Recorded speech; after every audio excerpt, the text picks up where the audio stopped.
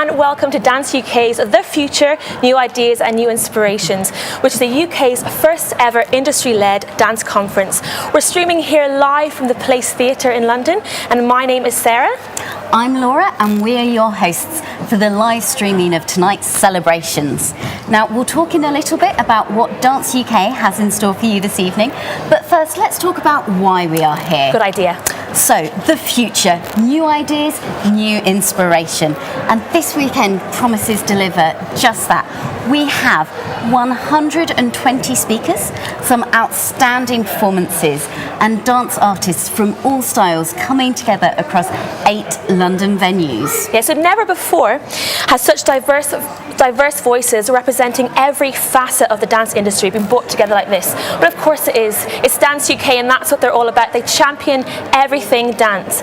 Now, over the last few months, they brought together a team of experts who've been working together to create this whole weekend and tonight. So you're in for a big surprise. Indeed, there is a whole host of dance-related presentations and discussions set for this weekend.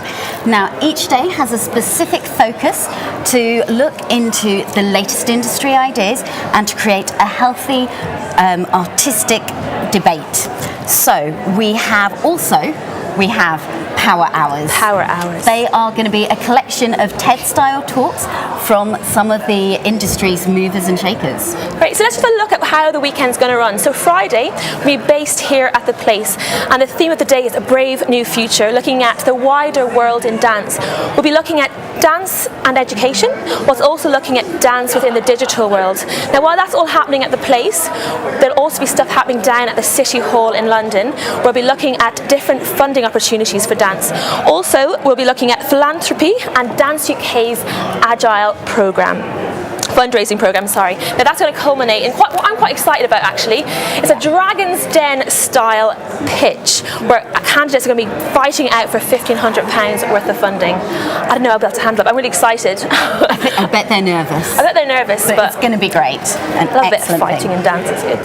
So then on Saturday, it is based at Trinity Laban, and it is quite simply crammed with ideas all on invest, create and innovate. So the day will be split into 3 strands, which you can cross between to create your own personal programme for the day.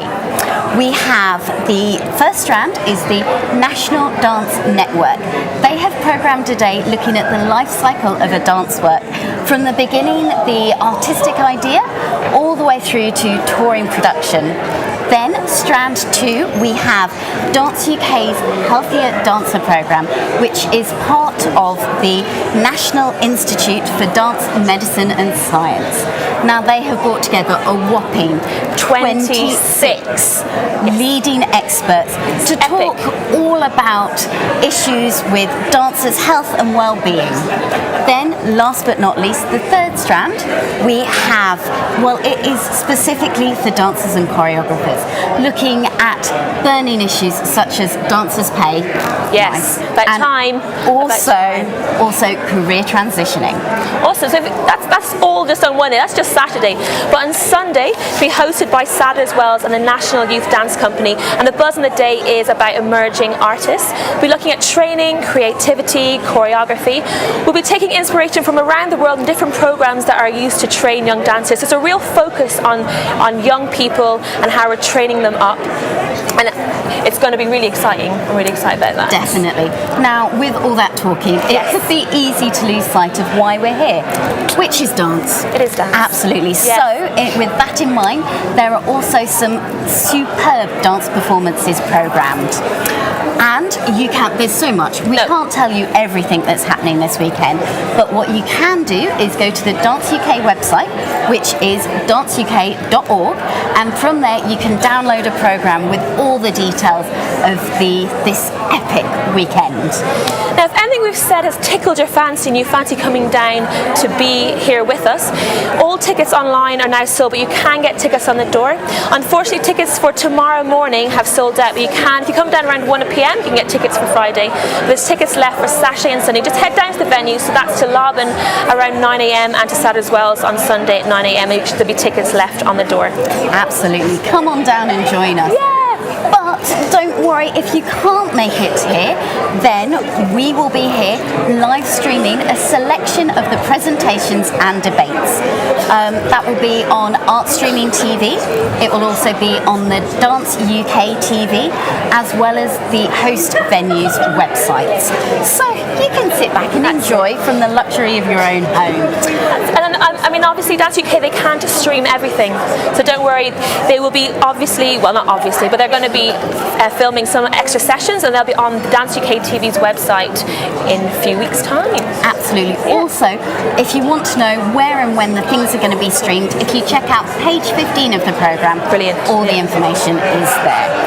Great. So this conference aims to truly embrace all dance genres and also wants to reach out to every region in the UK. Now, Dance UK have done a pretty good job this weekend.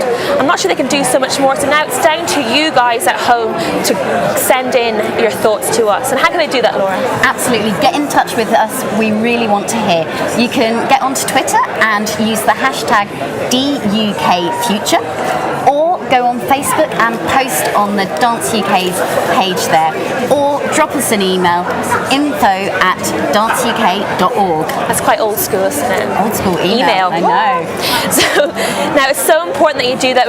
Dance UK really want you to be part of their discussions. Now, all the discussions and debates of the next 3 days, plus everything that you send in, are going to be part of the creation of a dance strategy document. Now, this is going to set out ambitions for dance for the next 5 years. So it's really important that you get your voice in. Now, this will be used as an advocacy tool to inform policymakers. So again, I'm going to say it again. It's really important that you send in your thoughts. Please. Definitely get your thinking caps on. Let us know what is important to you, and you can help shape the dance world of tomorrow. Yes. We really are looking at the future. We are indeed now. So we're looking towards the future. But what about now? What's happening today? Why are all these people all coming into the theatre? What's happening, Laura? What have we got in store for us today? Well, we have a spectacular evening in store. We have some serious dance royalty in the house for you. So we have none other than Arlene Phillips and Ashley Banjo from Diversity.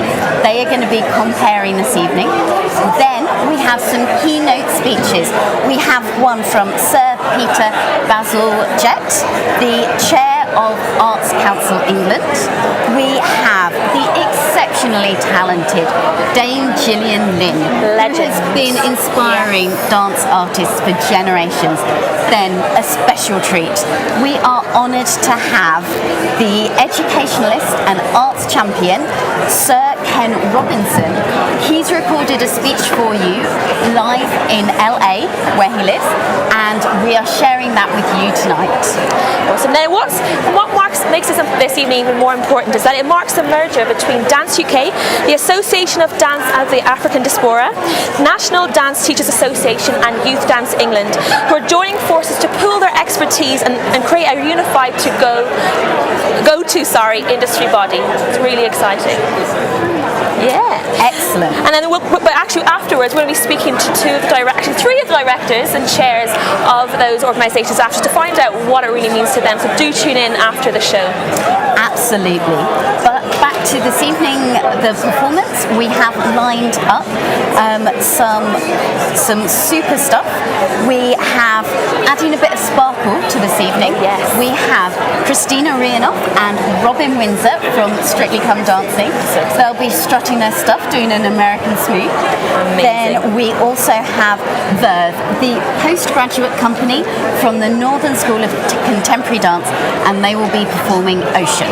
And what I'm really excited about, we've got Tanisha Bonner, who's creating a solo she's created especially for tonight, and she'll be on this stage. It's very exciting. As I'm a big dance fan, all the people I've been seeing coming in, I'm a bit like, need to get my autograph book out and get all the the autographs. Is really exciting.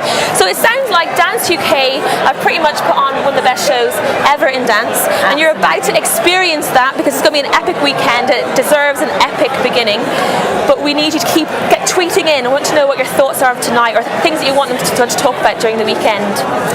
Absolutely. So stay tuned because we will be back after the show with some interviews. But I think we're getting there. The house is filling up. I think so. People are coming in. So we're ready. I think we're ready. You guys sit back, relax, enjoy Enjoy the show. And we'll see you after. We will see you later.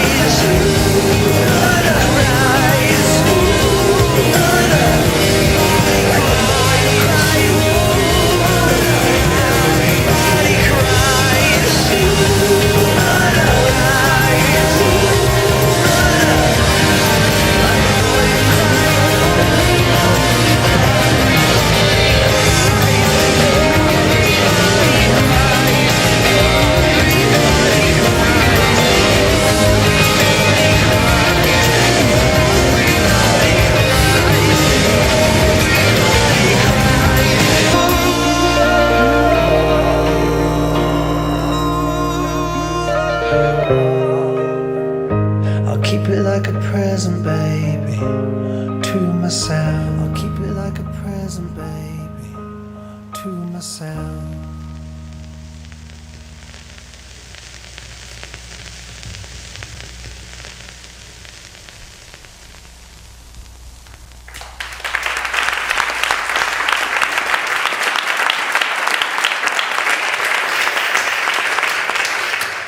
Good evening. For those of you who don't know me, my name is Caroline Miller and I'm Director of Dance UK.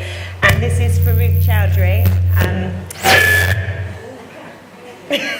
who's Chair of Dance UK. And we've had a slight mic problem, hence the handheld, if we get any feedback.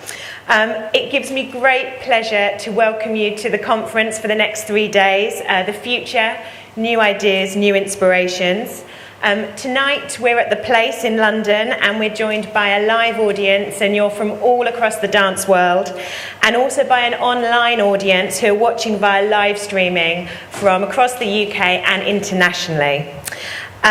This is the beginning of an extraordinary and quite overwhelming 3 days that seems like it's been forever in the making. There'll be debates, discussions, performances and workshops celebrating the diverse talent of dance today in the UK and beyond. I hope you agree the video that we've just seen really captures the spirit of the diversity of the dance world and the talent that we've got. There was Edward Watson, dancer from the Royal Ballet, choreographed by Arthur Pitter for a music video for the band The Feeling. Okay, I hope this mic works. Is it working? Okay. So we're all here because we have a love affair with dance in one way or another. So what makes this wonderful expression of our humanness so exceptional? This question took me back to a toilet at Sussex University when I was studying English literature. And I read on the wall, to do is to be, Sophocles. To be is to do, Shakespeare. Doobie-doobie-doo, Frank Sinatra. And this wonderful insight, literary insight into our changing human condition over 2,000 years made me think that in our turbocharged world of getting here, there and everywhere quickly, that we're slowly becoming human doings. And perhaps dance is one of the few things left that reminds us that we are in fact human beings. It allows us to be in the moment where we can find ourselves and lose ourselves exactly at the same time. And it defines us like nothing else. So we're very lucky to be in love with it. The theme of our conference, as Caroline just said, is the future. Oh my God, that really is the future, because it's scary. Artificial intelligence already taken over. New ideas and new inspirations. Over the next 3 days, we have brought together an unprecedented list of 120 speakers and over 300 delegates. You all have the most amazing wealth of knowledge, experience and creative ideas.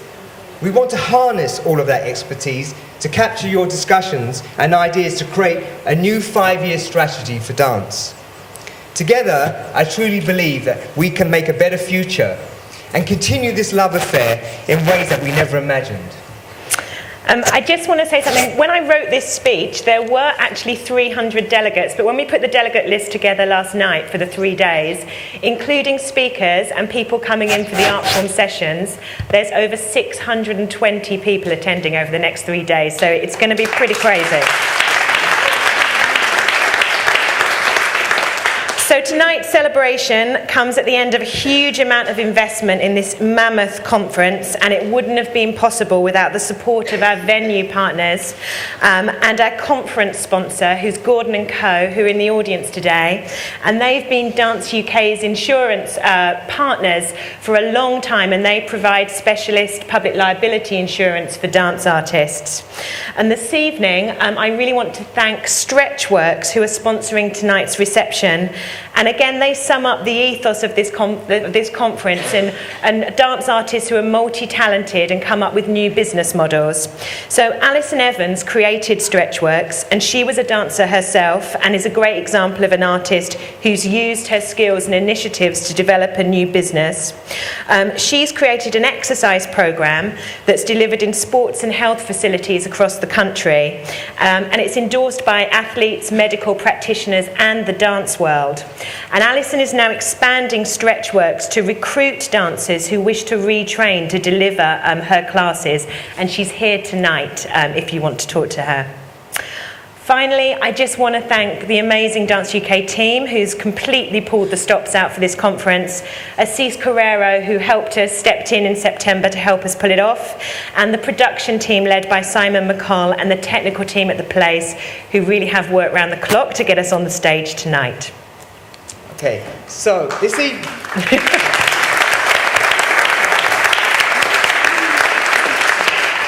So this evening will be hosted by two of our most successful and high-profile artists.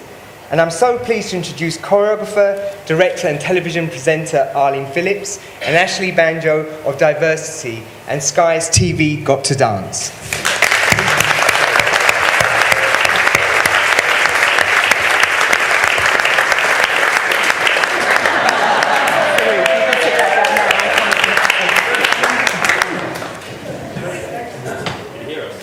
Hey, can you hear me? Can you hear us? Yes.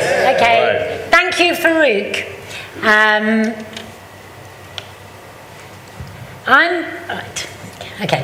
I'm really excited to be here because Dance UK is an organisation that is very close to my heart.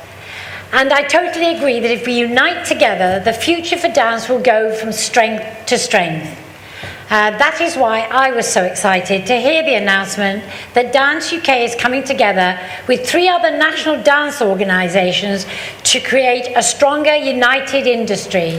And those partners are Association of Dance of the African Diaspora, National Dance Teachers Association, and Youth Dance England, of which I'm a patron. I can't imagine what the office must be like. It must be like when they moved from White City to the BBC and everybody was in the same room. But it must be buzzing. They're going to be working together over the next year to create a new organisation, and it's yet to be named. And it's going to build on all their specialist knowledge in education, youth dance, African people's dance, professional performances, dancers' health, leadership, and career development. Good evening, everyone. Hello down there, Arlene. Thanks, Ashley. I should have put my spiked heels on. Yeah. I forgot. Right, so tonight, to celebrate, we have an amazing array of fantastic dancers and inspiring speeches. So, sit back and enjoy the show because the real work starts tomorrow. I'd now like to introduce Tanisha Bonner, Zoom Nation dancer performing a work she choreographed called The Dates. Tanisha won the Best Female Dancer at the 2012 Critics Circle Awards. So put your hands together for Tanisha.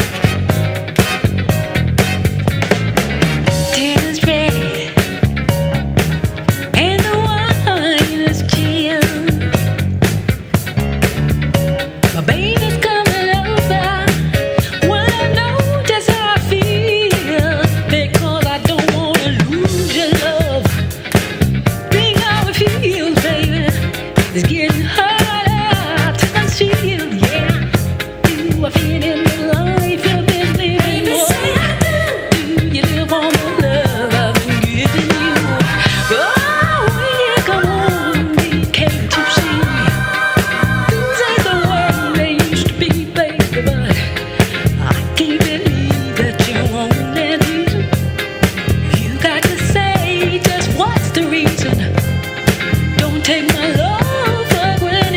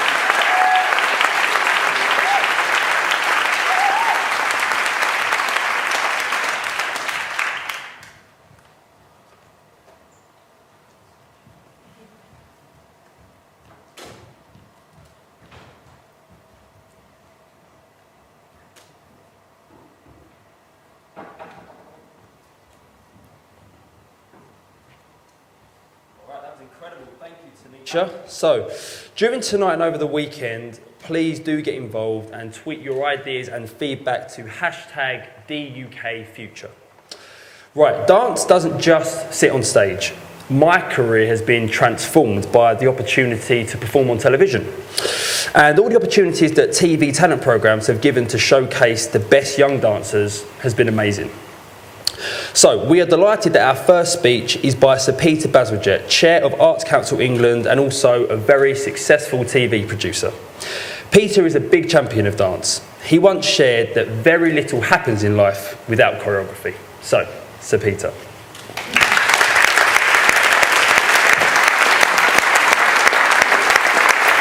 Thank you very much indeed. It's fantastic to be here. I'm on a high this evening because at my advanced stage I don't often get given these cool wristbands. Have you all got one? Hold them up. Yeah, aren't they nice? But be careful who you show them to, because I turned to the lady on my left and I said by way of conversation, "What do these mean, nil by mouth?" And she took one look at me and said, "No, do not resuscitate." It's a true conversation that just took place in this hall. Never mind, I'm going to try my best at my advanced stage to jerk out a few senile words to you this evening. Fantastic to be here, and what a great thing. And Arts Council England is a fantastically proud supporter of Dance UK and a fantastically proud supporter of this 3-day conference. And my congratulations to Caroline and all her colleagues for all the work they've done to set it up, and I think we should give them a round of applause. Now, despite that extremely generous introduction, I have a confession to make, and that is, I've been in my job about a couple of years, and before that I'd chaired an opera company, I'd chaired a steam museum, in fact I'd campaigned for the creative industries for about 30 years, but I knew almost nothing about dance. At that point you can hiss and boo. I had actually been to a Ballet Boys performance that I liked so much I did contribute to one of their productions, so that was a good starting point. But I had a lot to learn. I had to be nudged up the learning curve. And can I just say, that has been a fantastic 2 years for me, learning about the richness, the brilliance, the creative excitement of dance in this country and all the ways it supports everything that happens in Britain. So I was able to sit down with Akram Khan and Wayne McGregor and Ken Tharp. Ken, where are you? Give me a cheery wave. I know you're in there somewhere. Well done. Thank you. And Tamara Rocker and Alistair Spalding. You're here. Give me a cheery wave. Make me feel better, Alistair. Try harder, Alistair, please. That's better. Thank you. Because these people sat down with me and explained to me what dance was about and gave me insights into the brilliance of what's going on in this country, the wonderful, life-changing art form, and I've been to some wonderful, life-changing performances, and I'm going to say a bit more about that in a minute. But first, can I just say briefly a word about Arts Council's support for dance? Now, those of you who run arts organisations will know we've just started a new 3-year deal for national portfolio organisations this month for the next 3 years. And there are 57 dance organisations in our new portfolio of about 670 organisations. They'll be receiving £118 million. That is an increase on the settlement for dance than the last time, and that's been done in the teeth, as you know, of reductions. And I also want to say that there are new organisations coming in there. We're delighted, for instance, that New Adventures has become an MPO, and that Reborn has become an MPO, and Reborn will be touring right across the country for the next 3 years. Now, 90% of those organisations work with children and young people, and that's why I believe dance has got such an exciting future. But there are some things we have to do. Those of you who know me know that I made a speech before Christmas about what we call the creative case for diversity. That public money that goes into the arts must draw on all the talents, and it must be for everyone to benefit and enjoy. And I have to say, amidst the art forms, dance is leading the way with the range of work there is. There's much work to be done in dance, but there's more work to be done in the other art forms, and I really am impressed with what's going on, and I want to say thank you. Particularly thank you to many of the industry leaders who are here tonight who've made such a difference. And honestly, companies working like Shabana Jaya Singh and Sonia Sabri, these are organisations that are really developing work that speaks for all cultures in this great country. And we're hoping for great things from Birmingham and Leeds, where we've invested extra money in developing talent hubs in those two places. Also, I'd like to say that I think dance in many ways is leading the way, and you'll be debating this in the next 3 days, with digital distribution. There's a huge opportunity. We're just, 10, 15 years into a digital millennium. The way we can now transmit arts content to more people in more places, in more ways than we ever imagined possible, including, I'm delighted to say, the live transmission of this evening's event. And, if I was to take Zoo Nation's Mad Hatter's Tea Party, that's available on YouTube. I can watch Royal Ballet in the cinema. Not to mention using digital as a new art form. And, for instance, in Akasha Dedra's Murmur or in Akram Khan's Desh, there you've got digital used as an art form within the work of art. So that sense of innovation, I applaud, and I hope you'll be debating that in the 3 days and we'll keep it going. Let me just very quickly say, one of the things we have to keep on telling everybody else outside arts and culture is reminding them what arts and culture does. The intrinsic value of arts and culture, how it defines our individual identity, our national identity. Dance does that. God, it does that. How it delivers for society. In the last few weeks I've been in Chester and I've seen a dance class for severely disabled adults, and their carers told me this was the high point of their week. And I've been in Ipswich where I saw a dance class, again carried out to the highest of standards by professionals for older people who wanted to get fit. Well, hell's teeth, that's an incredibly important contribution to society. The symbiotic relationship with education. I'm not going to say any more about that. It would be presumptuous because we're going to hear from Ken Robinson in a minute on video. And lastly, the contribution, yes, to the economy. The great dance events we have in this country and dance companies drive the visitor economy to many of our major cities and venues. So, my closing point would be I wanted to go back to some of the lovely experiences I've had in the last few months. I can't mention them all, but thank you to the Birmingham Royal Ballet, whose 3-part work I went to in Plymouth at the Theatre Royal last week. Thank you to EMB Swan Lake, which I attended recently at the Coliseum. Thank you to Rumbay's new season at the Sadler's Wells. Thank you to the Ballet Boys' incredibly touching work inspired by the First World War at Sadler's Wells. At the Roundhouse, which I think went on to other venues. So what am I saying? I'm saying that the dance community is doing great things, but can do greater things. And I hope in the next 3 days, you're going to be even bolder and even more ambitious. And I wish you good luck for a successful conference. Thank you very much.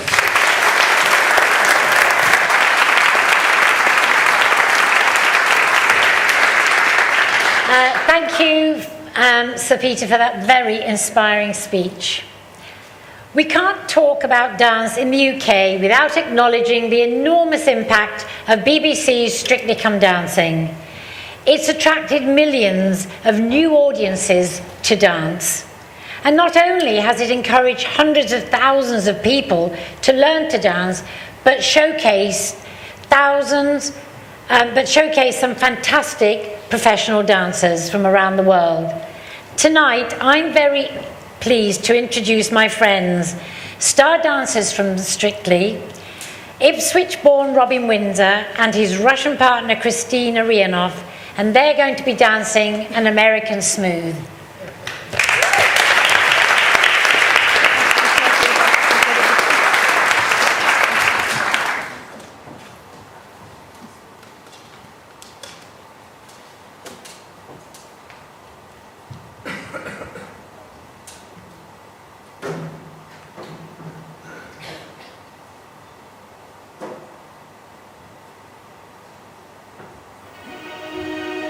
Birds flying high,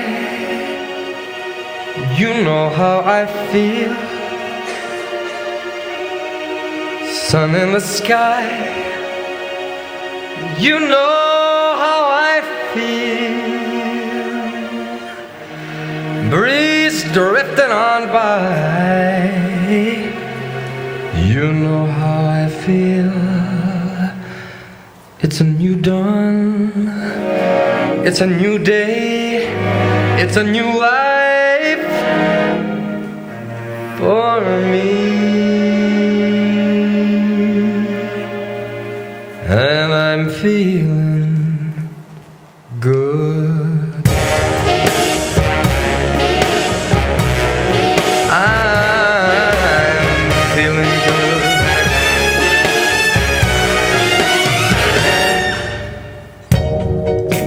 Fish in the sea, you know how I feel.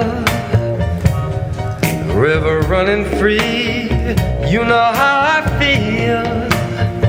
Blossom on a tree, you know how I feel. It's a new dawn, it's a new day, it's a new life for me, and I'm feeling good.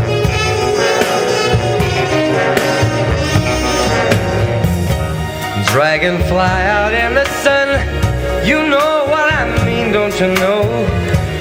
Butterflies all having fun, you know what I mean.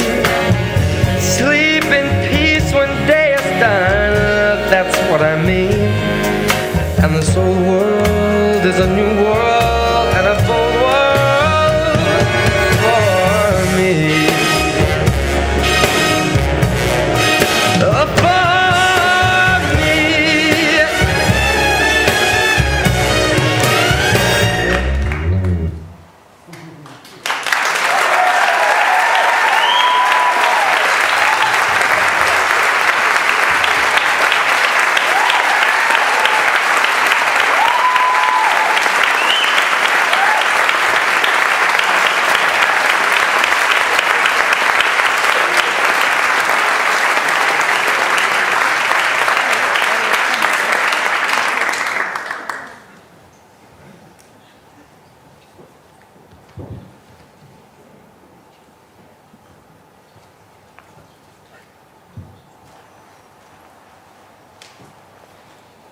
Thank you, Robin and Christina.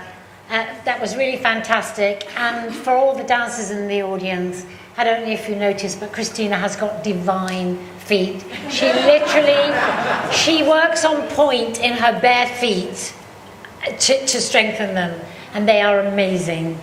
I'd like to introduce now someone who I actually love and adore, who's been the centre of dance and musical theatre for 70 years. She is living proof of the amazing career that dance can offer.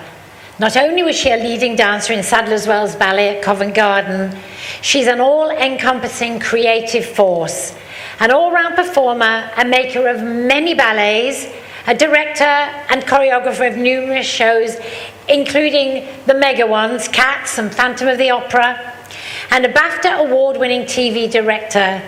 And she's still working. I know she's off to Paris this weekend to take auditions for Cats. She looks fantastic. She is amazing. She is Dame Gillian Lynn.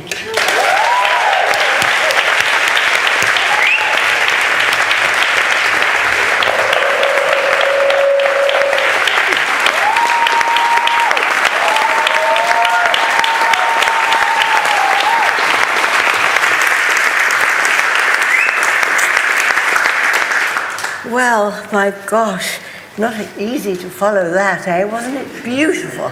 Absolutely beautiful. Now, I've got a lot of things to say, and it sounds a bit as if I'm... Can you hear me all right up there? Because I've got a funny mouth. I had pneumonia for a year last year, and I've never been the same quite since. My message is, I'm a little bit sort of... under, because I think Caroline has amassed the most wonderful set of people with such knowledge and such sort of wisdom that I'm an old hoofer, you know, I'm an old sort of instinctive, and I thought, oh my God, what am I going to say? And I thought, well, I'll talk to them what I believe. What I truly believe in. I'm slightly worried at the departmentalizing of stuff that goes on in our business, because I think in the end what we all have to be able to do is never say no, because you just don't know what you're going to learn at any one moment. So my little story, I'll try and... am I speaking too fast if I go like that? Because if I don't, we won't get through. So I better put these on, otherwise my husband will shout. Ninette de Valois used to call me the rebel. And in a way, she had very good instincts, because I was a bit of a rebel. And she also called me the Smiler, because I was so happy to be in that company. Since I joined Sadler's Wells, now, are you sitting comfortably? If you're not, push your back against the seat now, because you're going to get a shock. I joined it in 1944. Was anyone alive then?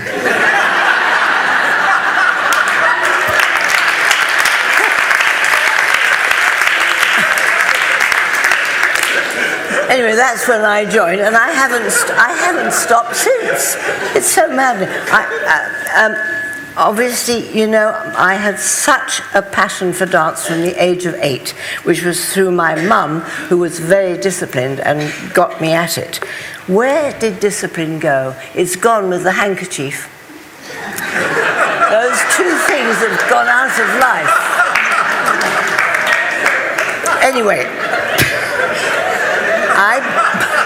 I became a soloist with the company as we reopened Covent Garden after the war in 1946.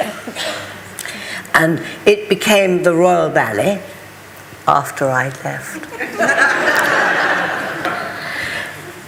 I had one bit of bad luck in it. I didn't get a role that I knew I was supposed to get, and I was a bit peeved about that. And I loved Robert Helpman. Robert Helpman, who was not one of the great technicians, dancers, but boy was he a most wonderful theatre artist. And I used to watch him. He could walk on a stage, that stage, big stage, do nothing at all, but just with the power of his focus and the feeling in his heart, and probably in his crutch, because I'm a great believer that we as dancers have to have both. We can't have one of it.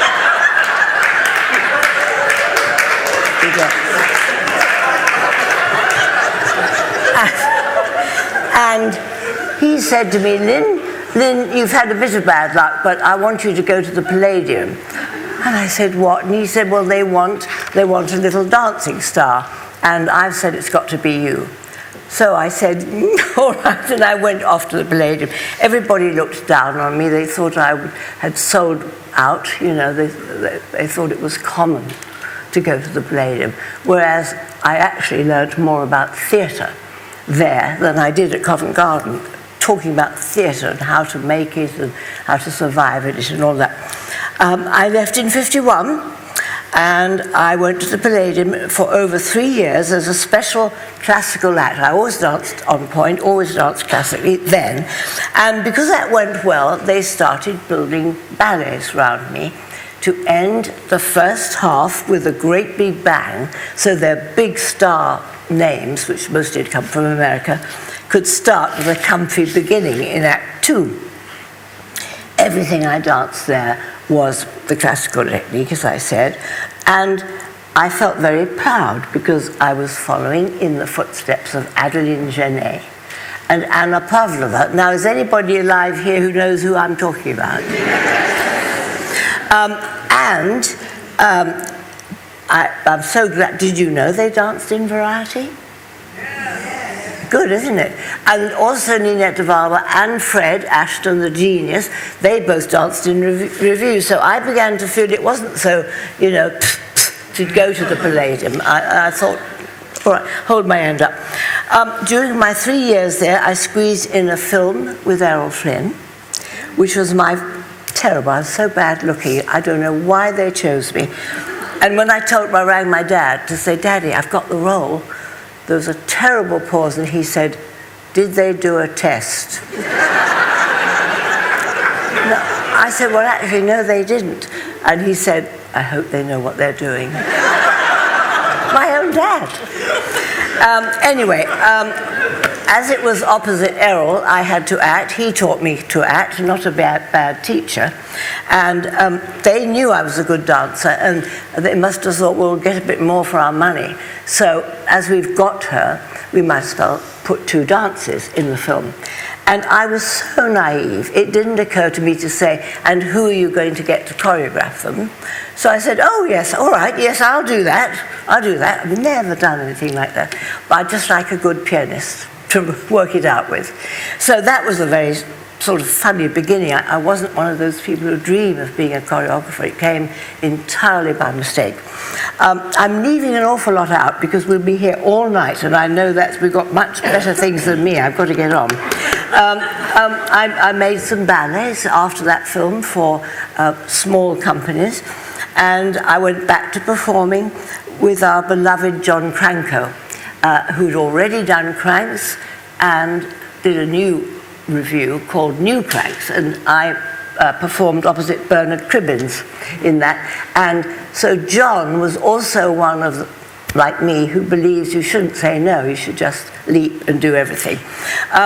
The Palladium asked me to go back and do my own act, singing, terrible sound, and dancing and acting alongside Frankie Vaughan and Jimmy Edwards. Shows were twice daily, and this is interesting. And in between the matinee and evening shows, I used to go to that lovely old studio in West Street and teach jazz classes. And if you can believe it, this was now about 61, there was not any really good jazz in England. There was something that we used to call Muzz-com, which was musical comedy dancing in musicals. But it wasn't real jazz. And I used to spend my summer holidays going for 2 weeks to Preobrazhenska in Paris for the ballet, and 2 weeks to New York to learn with Matt Mattox, who was the great teacher of jazz then, so I was lucky. And while I was teaching those classes, I began to think I could form a little company. We could have our own jazz company. And even with broken toes, I had a broken little toe, and it was all clad in black, like tonight, and I had my little toe dyed black because the point shoes were black, so I danced on 4 toes instead of 5. But I wasn't off. I was never going to be off. And what the Palladium taught me is how to please an audience that has not paid to see you. It hasn't paid to see dance.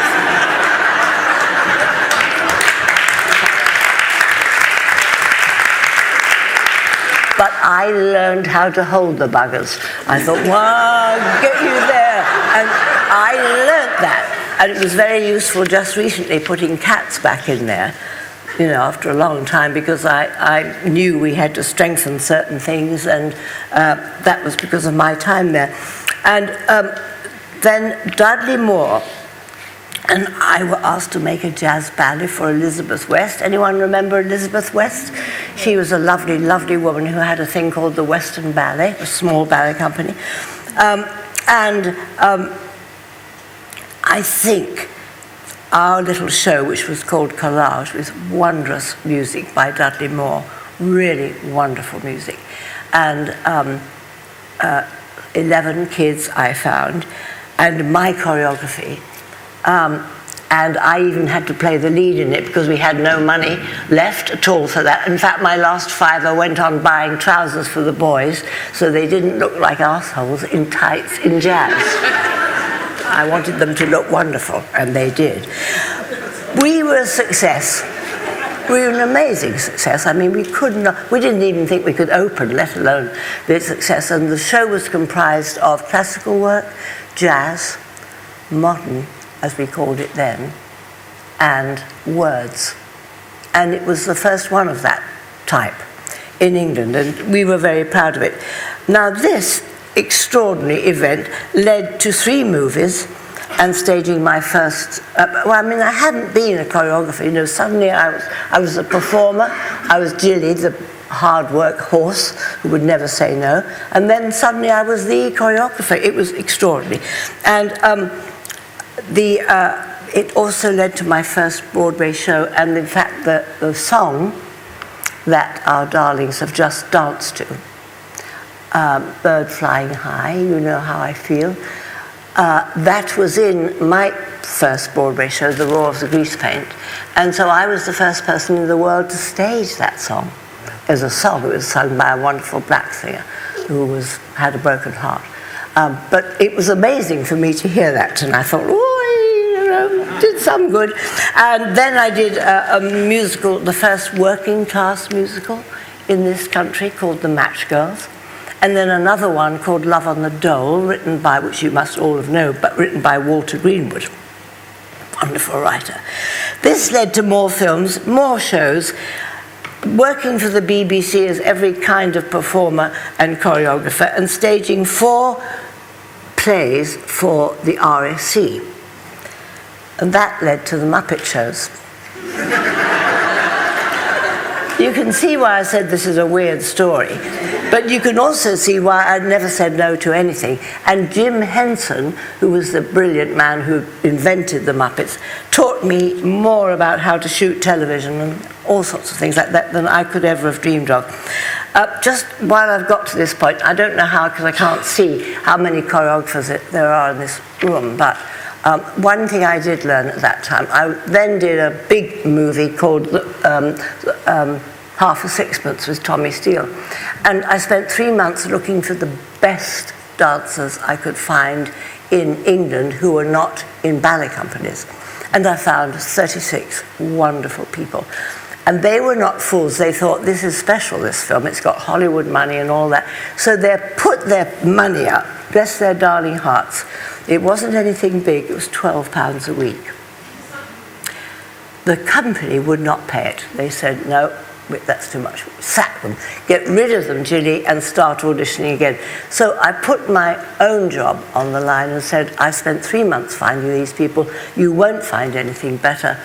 I won't re-audition. So I put my own job on the line, and what I wanted to say to other choreographers is that it's not enough just to get your job and try and get your right design and all that. You have to watch out for the people who are going to deliver your work, and sometimes you have to be a pugilist to get something going for them, and that was one of those things.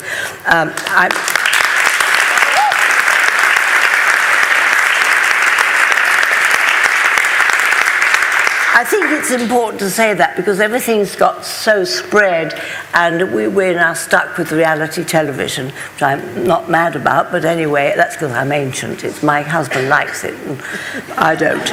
I managed to raise the level for the dancers in films, but then because I did the Roar of the Grease Paint with that song in it on Broadway, there were 19 moments of speaking, acting in that musical, and the whole of the rest of it was musical staging and dance. So I got a royalty. And then when I came back to England, when did I come back? Well, it was mid-60s. I fought to get a royalty here. And I succeeded, and from that day to this, choreographers have been able to get royalties. Up until that moment, not a farthing, nothing. You just did your job, you had your fee, and that was it. So there's 2 little moments I've been able to help by being, a bit of a shit, to be honest.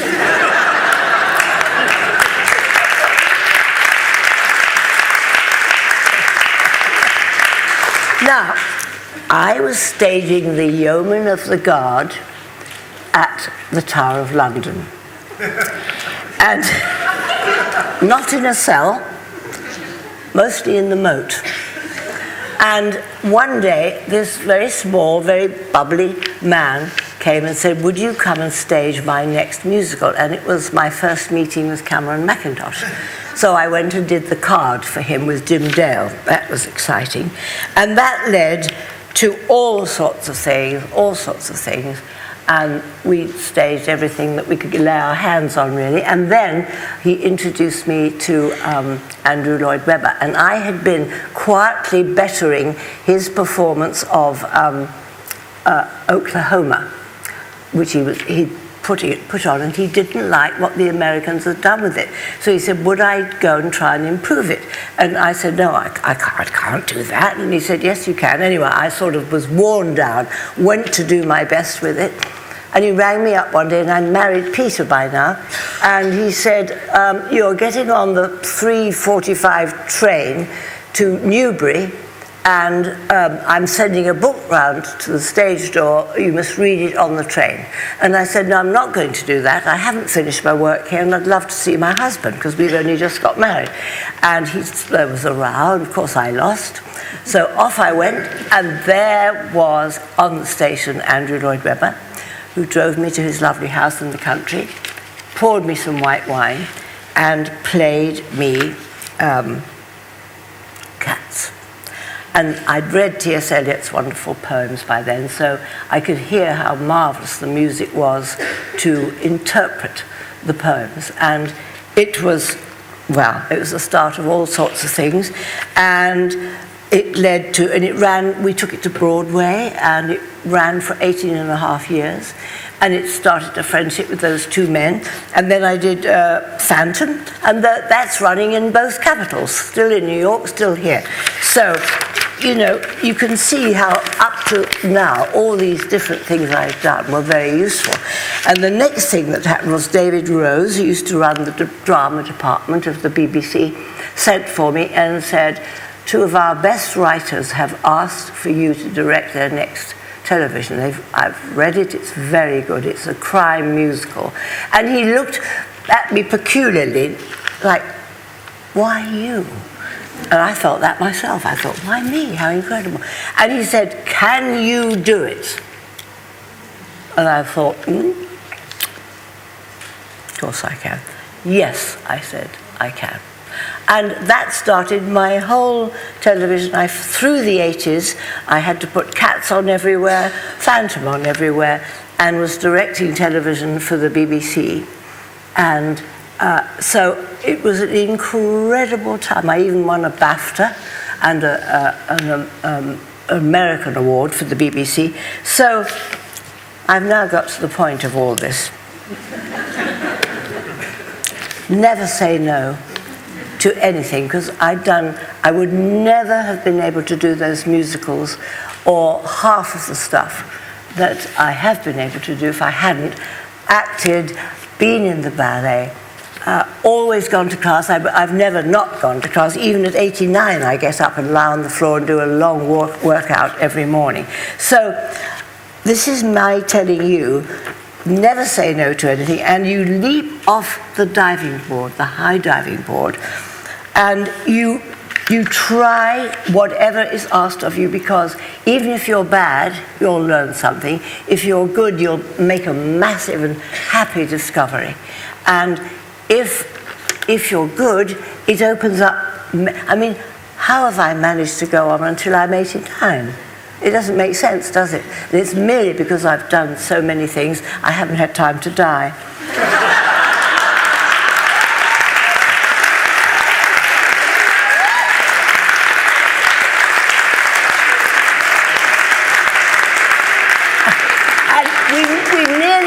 We've nearly finished last year as possibly, and I haven't had time to really research it, but I think it's a terrible thing to have to say, especially when I'm standing here sort of all right. I think I may be the oldest choreographer still making new ballets, and that wonderful David Bintley asked me to go and make a brand new production of The Miracle in the Gaubles, which was Bobby's ballet, which I was in age 17.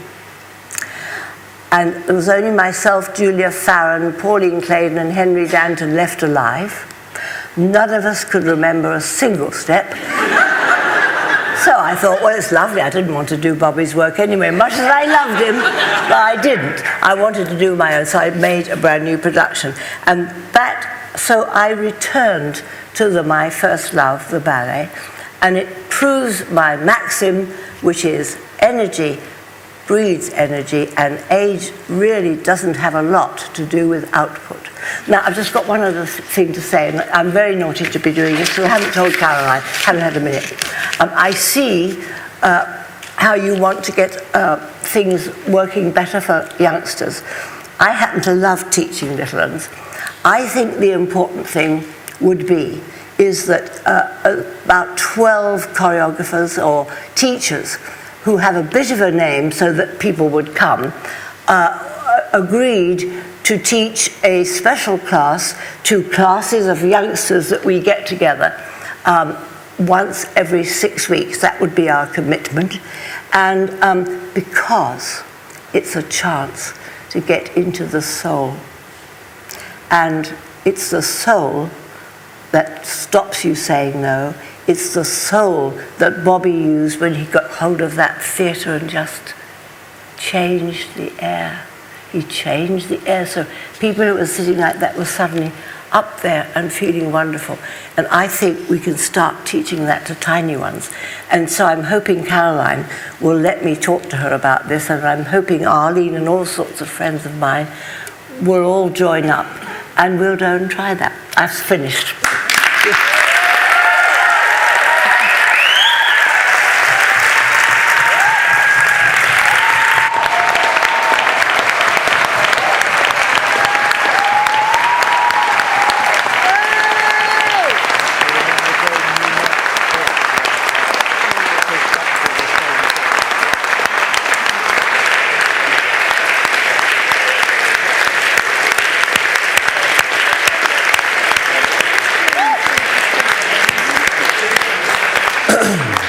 Wow.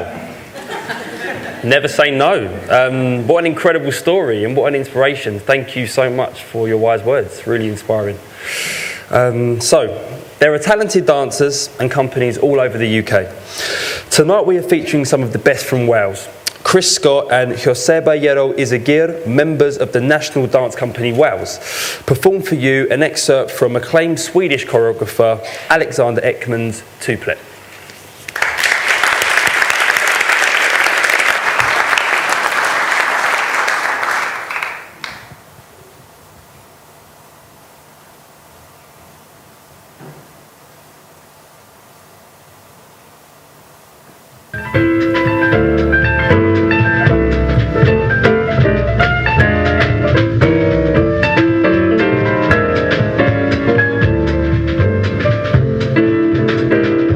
That rhythm may be generally defined as a movement marked by the regulated succession of strong and weak elements? Rhythms are patterns, more or less. Days and nights, the moon around the earth, seasons, train schedules, work hours, ticks and talks. And what about our heartbeats? It's like this lifelong symphony that never ends. Oh, but it does. What is time? It's really a division of things. What things? All things. So you say that rhythms are patterns of division? That's exactly right. And if an external pattern clicks with the internal pattern of a listener, there's a sense of harmony there, of happiness, if you will. Is there a universal rhythm that speaks to all of mankind? Well, you tell me. There has to be. What about that old 4/4? You know, 1, 2, 3, 4, 1, 2, 3, 4. Yeah, that simple beat is bizarrely popular. I prefer a good 7/8 myself. There's this friend of mine, and he has no rhythm whatsoever. Care to explain? Rabbit from Winnie the Pooh always said, some have and some haven't. I think that pretty much takes care of your friend. Listen carefully, and you'll find that rhythms are everywhere. A train passing by, raindrops on a tin roof, your neighbors having sex, an audience clapping their hands, a nurse performing CPR, walking, breathing, chewing, double dipping, crashing waves, this conversation. Nothing isn't a rhythm. What would life be without rhythm? Thank you. Thank you.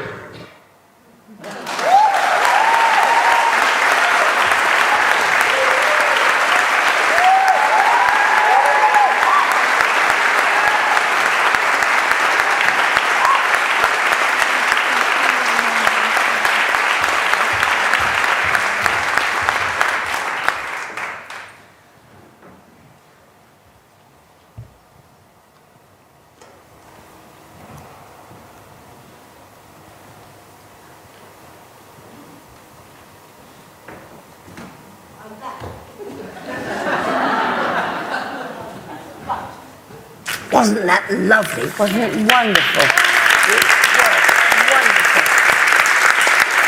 wonderful. Sir Ken Robinson, one of the great educationalists, a man with innovation in his every limb, a man who had polio before Salk, so who has a very bad limp, great, tall, wonderful man. He can't be with us, but he is sending his talk via LA. And if you've read his book, In Their Element, the first chapter is about his and my breakfast together in the peninsula in NA when I told him the story of how from being a wriggle-bottom, a wonderful doctor enabled me to go and learn to dance. So this is a wondrous man you're about to hear.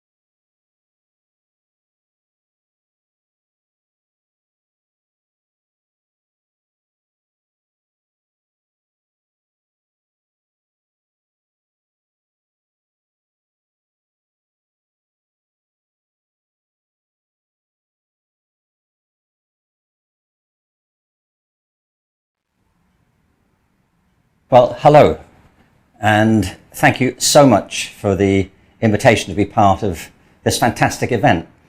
I think it's absolutely wonderful that Dance UK and all the various groups and organisations involved in dance and dance education have combined together in this way. And this evening's, I know, going to be a fantastic celebration. I'm really sorry I can't be there. I would love to be, for all kinds of reasons, actually. The room is full of people I know. They include people from the dance world who I've long admired. I'm going to mention one or two of them. My daughter Kate is with you representing me. I hope you'll take a moment to say hello to her as well.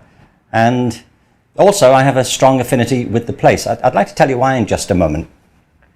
But unfortunately I can't be with you today because I live in Los Angeles, so I'm having to tolerate 80 or 90 degrees of heat, much as I would like to be there with you getting freezing cold. The importance of dance, I think, is hard to exaggerate. I've been involved, I tend to feel tangentially in dance for a long time. I have no professional background in dance. I've never been hired to let my skills loose on audiences as a dancer. But dance has always, and for a long time, struck me as being deeply important to individuals, to education, and to our culture. I, as a student, was exposed quite a bit to dance. I remember some of the early dance programs I watched by fantastic companies like Moving Being. I saw them at the Roundhouse in the 70s. I went on to work with somebody I know that a lot of people here will recall with tremendous respect and affection, Peter Brinson, who was the director of the Calouste Gulbenkian Foundation. For those of you who don't know Peter and may not now be aware of his influence, he was a tremendous force in the development of dance education. When he was the director of the Gulbenkian Foundation, he chaired a national commission that was published in the early 80s called Dance Education and Training in Britain. If you haven't read this report, and it may seem like it's too long ago to think about now, you really should, because the Gulbenkian Foundation, under Peter's direction, was addressing and wrestling with many of the same issues that you're discussing this evening and during this extended conference. The report set out a whole agenda for the development of dance education and training in Britain, some of which has come to pass and some of which has yet to happen. So I do recommend that you get involved in that. The report under Peter's influence was directly influential in elevating dance to a degree program. And in fact, the place where you are this evening was one of the first beneficiaries of that. In 1984, I think it was, the program of dance and professional development at the place was accredited by the University of Kent, largely because of the influence of that report on the national standing of dance. So I say I'm not a dancer, but I'm a great fan, I'm a great advocate, and I guess some of you will have seen the talk I did at the TED conference in 2006, where I talked a lot there about dance. Let me tell you why I think it matters so much. It seems to me odd in a way to have to even explain it. You know, it's a bit like having to explain water to fish, that you should have to explain to human beings why dance is important, but it turns out we do.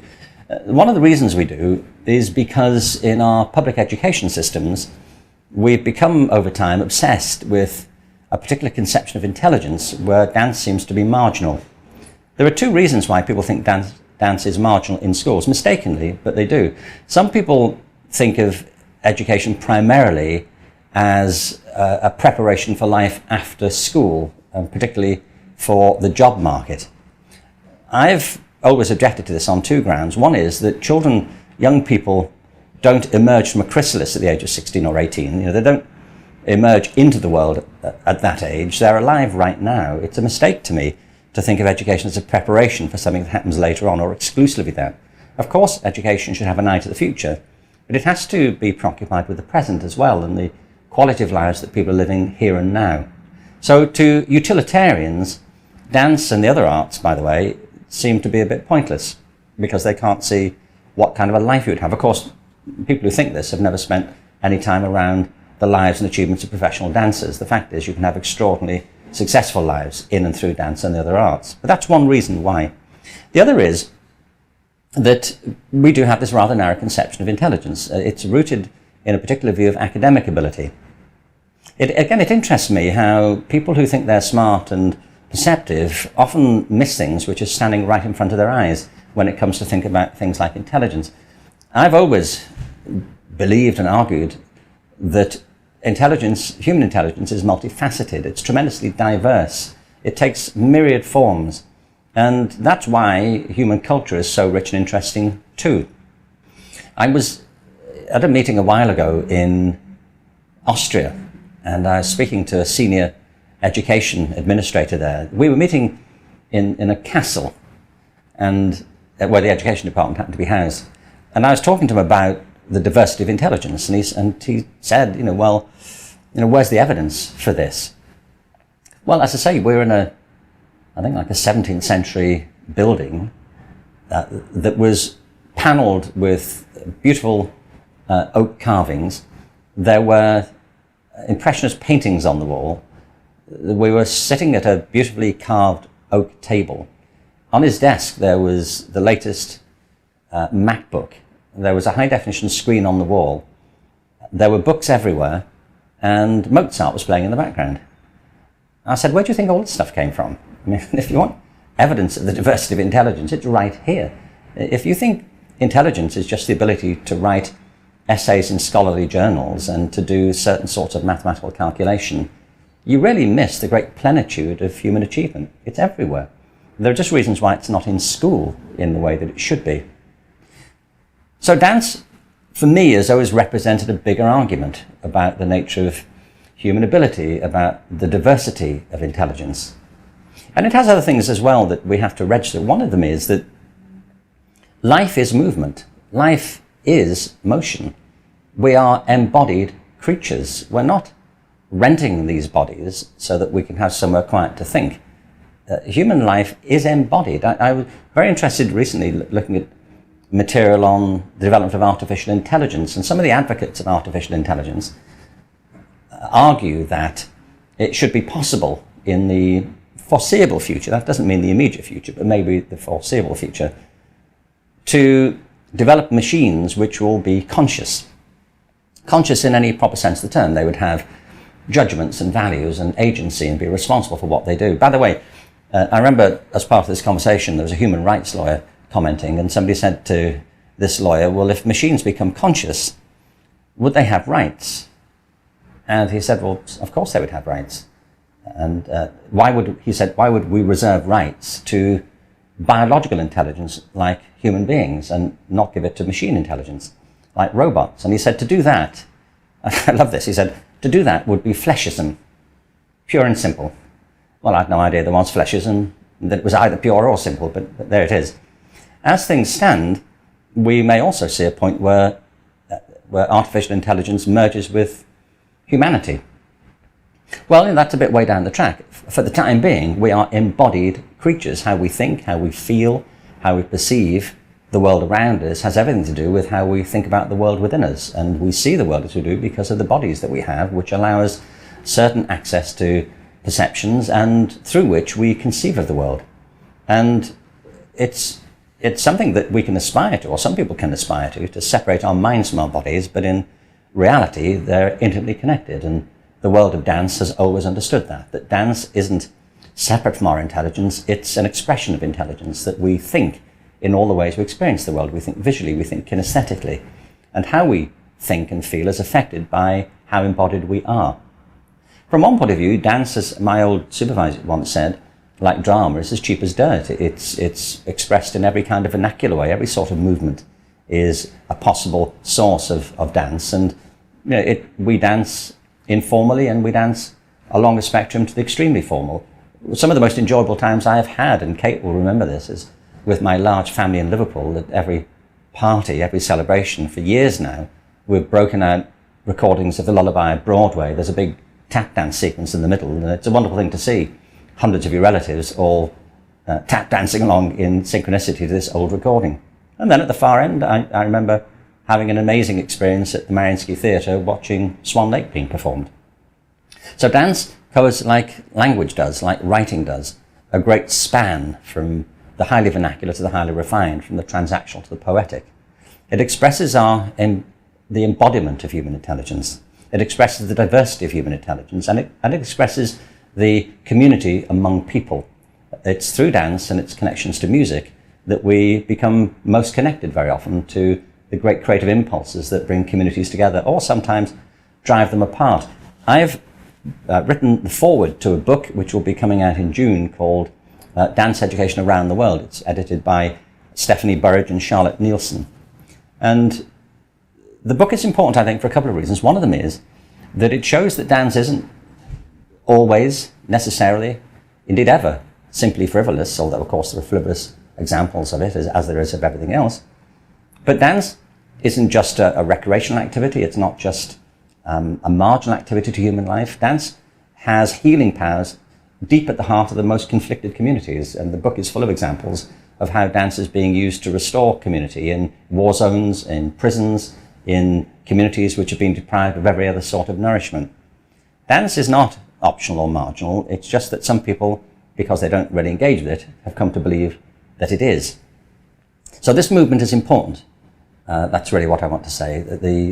This evening of celebration and the conference that flows from it is consequential. It matters. And it's mattered for a long time. So where do we go from here? I mean, that's really what this agenda is all about.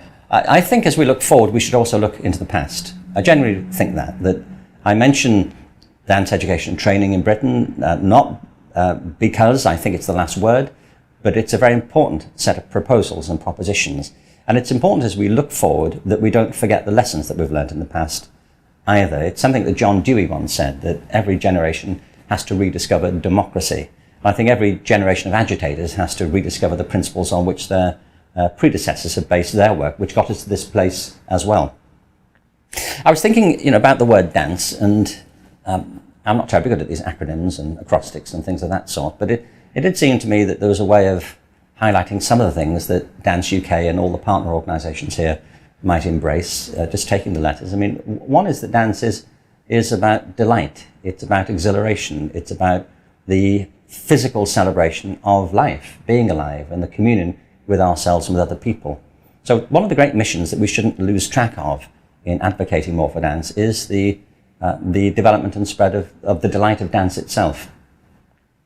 Secondly, it is, if we take the A, it's about pressing for change, it's about agitating. I think it's important not to sit as passive artists on the side and think, well, isn't it awful?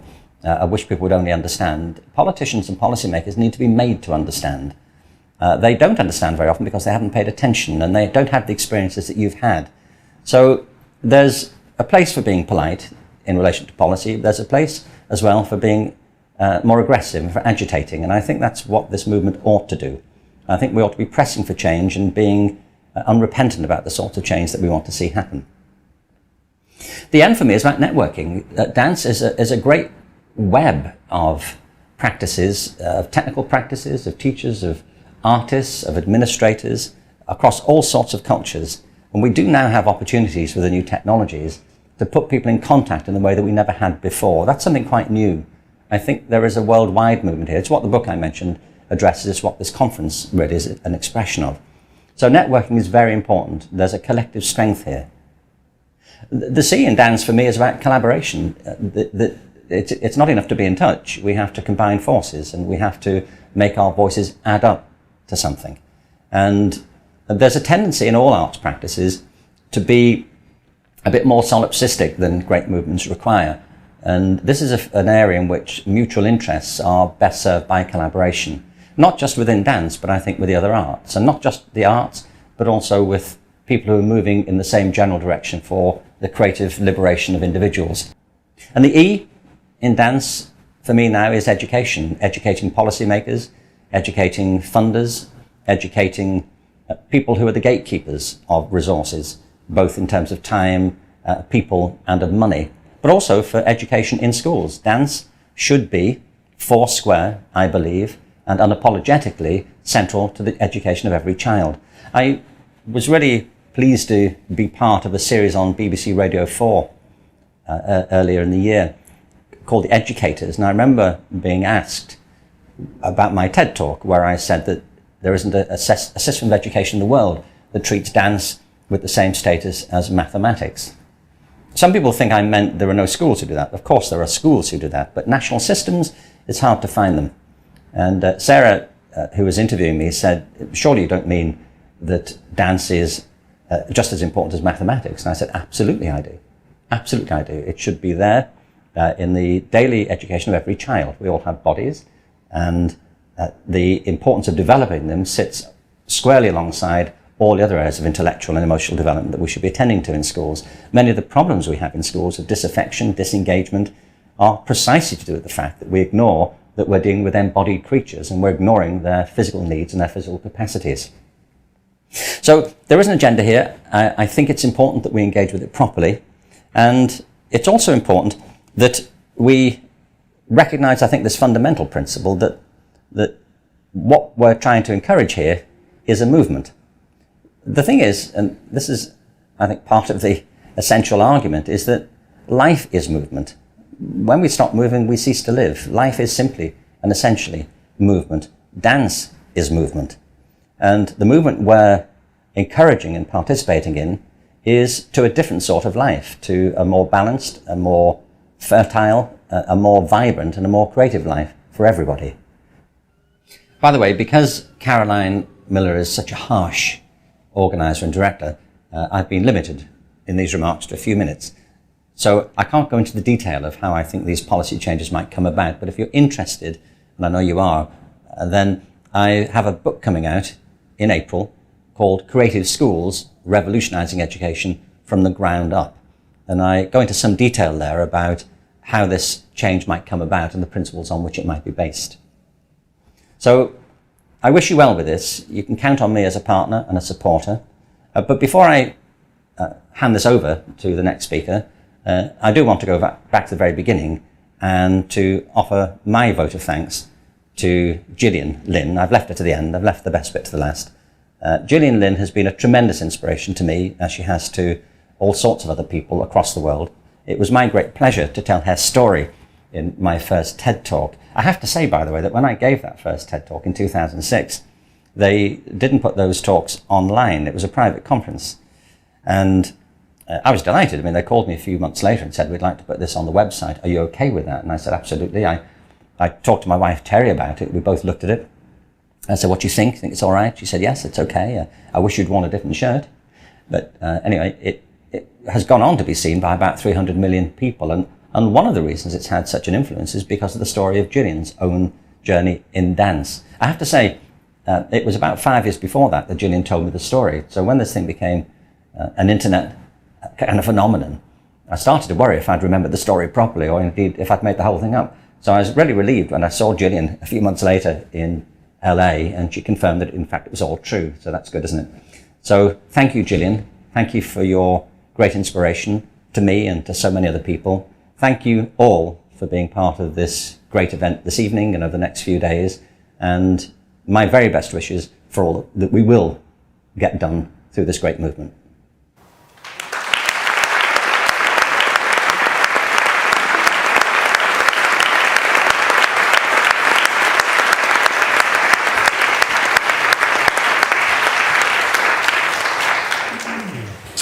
Wow, incredibly inspiring words from Sir Ken.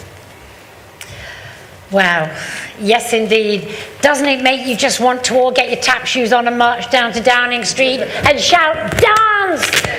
Oh my gosh, I thought it was incredible. Anyway, I think you'll all agree the whole evening tonight has set us off brilliantly for the exciting 3 days ahead. We hoped you enjoyed watching. We're so grateful to Dance UK and all the partners across the industry who had the chutzpah to have made this conference possible. You know, I've never seen anything like it in my career. So for our final performance tonight, before our closing curtain call, we've got a very special performance by young dancers from Verve, the postgraduate company of Northern School of Contemporary Dance in Leeds. This piece, Ocean, was choreographed by Jamal Berkmar when he was a second-year student. Jamal graduated last year, and we are pleased that he's performing with the company in tonight's show. I think you'll agree, with talent like this, dance really has a bright future. Thank you all for joining us tonight, both here in the audience and online. For those of you online, stay tuned after the show for interviews hosted by our TV presenters, dance artists Sarah Blank and Laura Jones. And over the weekend, log on to danceuktv.com, where we will be live streaming a number of sessions every day. And remember, you can still come along, buy tickets at Trinity Laban and Sadler's Wells on Saturday and Sunday. For those of you here at the place tonight, please join us after the show for drinks in the bar. So, let's take it away, Verve, and enjoy the performance and see you in the bar afterwards.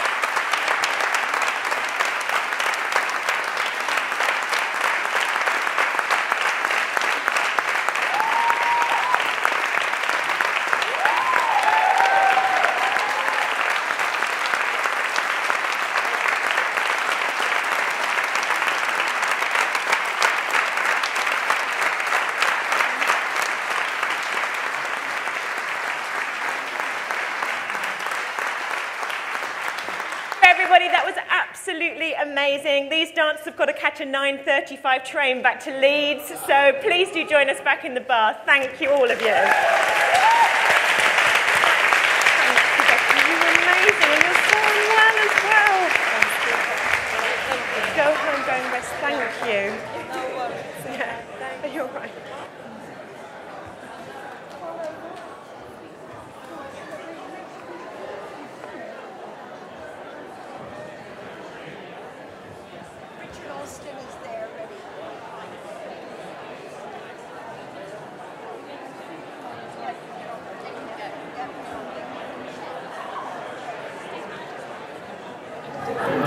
Hello and welcome back. What an amazing evening that was! Wow, Absolutely that loved was it. sensational. I'm so excited now. I think a fantastic start to the Dame weekend. Gillian Lynn, backstage, did you hear her speech? I didn't actually. No, I didn't. I can't hear anything. This is Tanisha Bonner, as you know, still on stage. Thank you so much for coming and chatting to us. I know you're completely fine. It's okay. Wanting to get out there, aren't you? So good. Yeah. But so first of all, tell us about your performance tonight. How did it come about? Well, I was asked to perform about a month or so ago, 6 weeks ago or so actually, and I said, okay, cool, fine. I haven't really done a solo before, in this setting or whatever, so I thought it would be a great opportunity to do that and get creative. And I just came across this song and I love it, the emotions. I don't want to lose your love by the emotions, and just thought, yeah, this is it, and it's a bit of fun, and everyone can relate to it. So hopefully the storytelling was clear enough. Oh, for sure. I was there watching the people around me all wanted to be like, woo, wanted to cheer. It's like when you're in a theatre in this kind of like setting, it's like, can we cheer and be woo, but we can't. Be allowed to clap. Absolutely, yeah. Absolutely. That was so good. So tell us about the Royal Opera House actually, so Nature Royal Opera House. The Mad Hatter's Tea Party. Mad Hatter's Tea Party. So we were there for the whole of Christmas and it was amazing. We had the whole of their team open to us. So the best costume, the best makeup, the best, hair. It was just amazing. And just the energy in the place as well. It's just really nice, calm energy, and it actually reminded me of being back at school, doing ballet every morning, getting up really early. And did you guys do ballet? Did you go and do? Well, we didn't because we didn't have time. But just the feel of the place reminded me of being back at. It is quite magical training. there, isn't it? When you see all the dancers walking around, it's always like aliens, amazing creatures. Yeah, they're amazing, really, really awesome, and they were very encouraging and welcoming to us as well. That's so cool. Yeah. And what does it mean for you to be involved in like the beginning of such an amazing conference and as a dancer? I don't think I really understood when I was asked to do this. I don't think I really understood how big this thing is. And then to come here and be a part of it. And be a part of the first one, it's pretty amazing, pretty special. Yep. So I'm really quite honoured to to have been asked to be included in the bill for tonight. I think it's a wonderful platform for creatives to just be in a room together and choose to be challenged by what's passionate. And it's to be creative and to be artists, and it's what drives us. So to be challenged in that way is brilliant. It's brilliant. Thank you so much. I'm going to let you get on now. Yes. For the rest of your evening. Thank you so much and well done for your performance. It was Thank you very much. Thank you. Well done. Michael. Thank you so much. Bye-bye. Bye-bye. Cheers. Bye. Well, now we're going to welcome in Judy and Judith. Judy and Judith, in you come. Come and We're have going to a walk little past the chat with camera us. now. It's going to be nice and smooth. Yes, come on in. Come and join us. There's room for you too. They are. Yep. Here we go. So we've got one microphone between. Okay. You both, so Afraid you have to share. We'll have to share. I have to share. That's all right. Okay. So, do you want to first of all introduce yourselves and which organisation you come from? Okay. So, go for it. Do you want me to look over there or You can look at us, at the camera, look at everywhere. Yeah. Okay, my name's Judy Evans and I'm chair of the National Dance Teachers Association. I co-chair with a colleague who can't be here tonight, Sue Trotman. The NDTA has been running for the last 27 years. We celebrate that this year, supporting dance teachers in schools. And we actually welcome the opportunity to work with the other three organisations into this new organisation because it will secure the future of dance education. We also feel that we will be able to work together and look at professional development for dance teachers and dance artists, and that'll ensure that children and young people have access to high quality dance in schools. Yes, it's so important. So important. It's so important. Now this one voice, and I really do feel that this one voice will strengthen the dance profile for dance in schools. And I thought what Ken Robinson said today, that dance matters, but that all children should dance in schools. And yes, all children, not just some, but all. They have a right to that access. Yeah, what an important part of education it is, really. Absolutely. I think he hit the nail on the head. Absolutely, and that's where it starts, you know, and we have to foster that creativity with those early years, and if they have a regular diet, you know, they will want to dance, and then it gives them that opportunity to go on and do GCSE, A-level, and careers in dance. So a very exciting time for us. Yeah. We welcome it very much. Thank you. Excellent. Judith. Hi, my name's Judith Palmer. I'm chair of ADAD, the Association of Dance of the African Diaspora. We're 21 years old this year. The importance of the merger for us as an organisation. Our work supports practitioners of dance of the African diaspora, any sort of dance styles that are influenced by African dance in a way, either through fusion, through sort of other cultural influences, and dance works under that sort of umbrella we call Dance of the African Diaspora. The merger for us means that, like as Ken said, a stronger force towards sort of developing opportunities for practitioners in this form, opportunities for training, opportunities for support, and for profile raising, working with in theatres up and down the country, expanding audiences, that sort of thing. So I think it's a positive all round. But more so for us because I think practitioners of Dance of the African Diaspora, we sort of function in our own communities, and I think this merger represents sort of one big community for the dance sector. And that's so important. So we'll start as you have the microphone. What are you looking forward to this weekend? I'm looking forward to Can I be specific in terms of go for it. The talk by Jennifer Jean Charles on from local community to global community, and the panel. I mean, favoritism. the ADAD panel on the Saturday, where we talk more about our regenerations conference that we had earlier in the year, which was about linking sort of the voice of African dance practice globally, and we're talking about how we're moving African people's dance forward in the UK. So that'll be good, and I think it puts it on the map for other practitioners of other dance forms to sort of be aware of the work that we have been doing over the past 21 years. Wow. How many? 21 years? 21 years, wow. Cool, fantastic. How about yourself? Well, yes. Pick the microphone up. Okay. Yeah. Well, tomorrow I'm going to go to the Dance in Education seminar, obviously, and I think it's because not only am I going to help with the manifesto, but I actually think, if we're looking at the future, and can I be very political here or not? Go wild. Go wild. Go absolutely. wild. But unfortunately, this current government has not really supported the arts in schools, and as a result, schools and pupils are not choosing to do the arts. We know they've dropped quite significantly, which I think is a real shame, because it's a generation of youngsters. They only get one opportunity in school.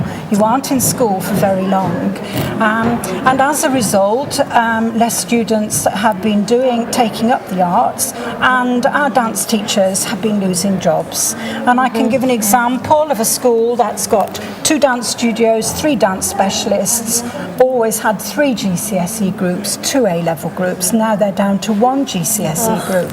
And so, your workforce goes. So dance, I think the future, we need tomorrow to really nail it on the head and give really clear advice to our future politicians about the importance of dance. So I welcome Ken Robinson's new book on dance in education. This will be a very, very exciting opportunity.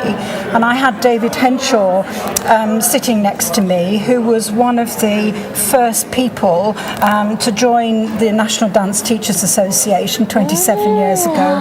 He was sitting there this evening, and we were actually saying how wonderful it would be to have a team of politicians just here sitting in this audience and seeing the vibrancy of the dance, and you know, and seeing, you know, Ken Robinson intellectualising about dance. Absolutely wonderful, and he's a real good person to promote that. Sure. So thank you very much. Not at all. Thank you, and have an amazing weekend. And good luck with the merge. It's really exciting. Yes, and thank you very much. Not at all. Thank you. Go enjoy the rest of your evening. Thank you. Thank you very much. See you later. Bye bye. So, I don't know how. I think we were supposed to have Richard Alston, but I think he's probably in the bar. Good, Richard Alston. Good for him. Absolutely. So that brings us to the end of tonight. It's been absolutely incredible. But we really need, as everybody keeps saying to you today, you know, we need your thoughts. Get them in. This is the time that we can make a difference, and this is the time that all your thoughts will be put together. Because Dance UK, they do really lobby at government. They're not lying. They lobby at government level. So we really need your thoughts to be in their strategy. And as we've heard, there's a lot of positivity going forwards, a lot of energy wanting to make a big difference, and we really can. I think that's important to remember. That's right. As Ken said, be an agitator. As Gillian said, always say yes, and then you got to always be active. We love that. Cool. Well, remember Twitter #DUKFuture. Get onto the Facebook, and also email info@danceuk.org, and check out the live streaming of the rest of the events. Enjoy. Thank you. Thank you.